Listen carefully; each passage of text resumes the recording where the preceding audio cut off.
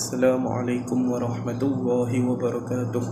Alhamdulillah nahmaduhu wa nasta'inuhu wa nastaghfiruh wa na'udzu billahi min syururi anfusina man yahdihillahu fala mudilla lahu wa man yudlilhu fala hadiya lahu wa asyhadu an la ilaha illallah wahdahu la syarika lahu wa asyhadu anna Muhammadan abduhu wa rasuluh.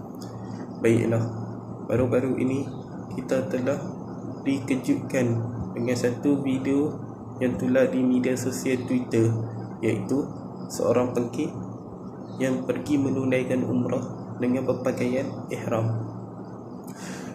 Buat pengetahuan semua, pengki ini ialah seorang wanita yang menyerupai lelaki. Yang lebih mengejutkan lagi, dia pergi menunaikan umrah ini dengan berpakaian ihram. Pakaian ihram ini hanya digunakan lelaki untuk menunaikan umrah ataupun haji.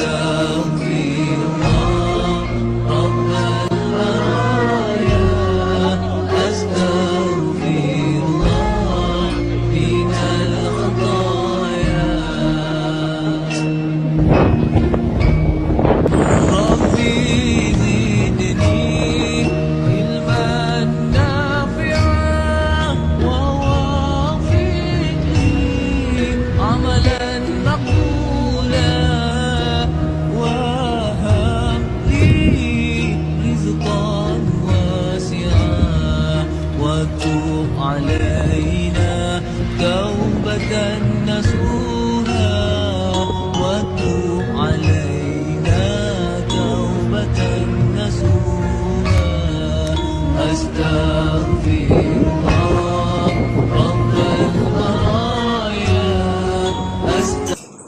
Hal ini terjadi kerana sekarang ramai orang dapat menggunakan visa pelancong. Kalau dulu, zaman sebelum Covid, kita hanya menggunakan visa umrah.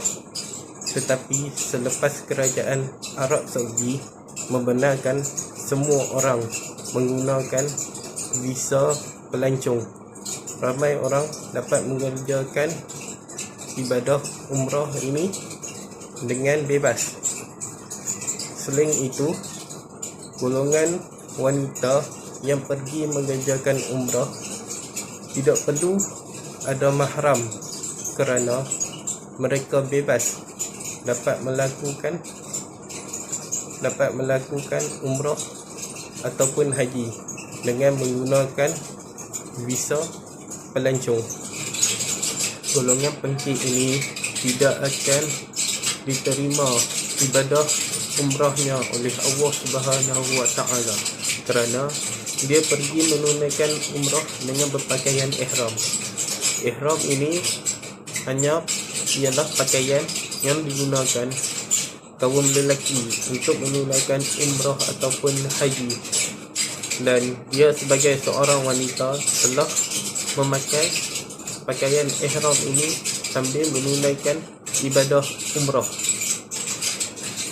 Dia juga telah membuka auratnya di depan orang ramai kerana sudah terbukti dia itu seorang perempuan yang hanya menyerupai lelaki. Dia juga telah menghina agama Islam dan memalukan semua orang yang beragama Islam. Apakah dia tidak takut dengan azab Allah Subhanahu wa Ta'ala? Di dalam hadis daripada Ibnu Abbas radhiyallahu anhuma, beliau bersabda, Nabi Muhammad sallallahu alaihi wasallam melaknat golongan lelaki yang menyerupai wanita dan orang-orang wanita yang menyerupai lelaki. Hadis ini menunjukkan bahawa Nabi Muhammad sallallahu alaihi wasallam amat melaknati golongan seperti ini kerana ia adalah satu kemungkaran dan dosa besar, dan ia juga adalah satu kezaliman dan maksiat yang sangat besar yang dilakukan di tanah suci.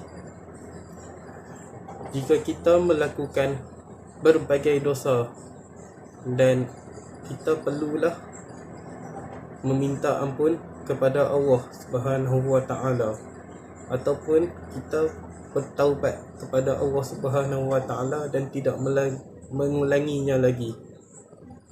Akhir sekali daripada saya, yang baik datang daripada Allah dan yang buruk datang daripada kelemahan diri saya sendiri. Sekian, wabillahi taufiq wal hidayah. Wassalamualaikum warahmatullahi wabarakatuh.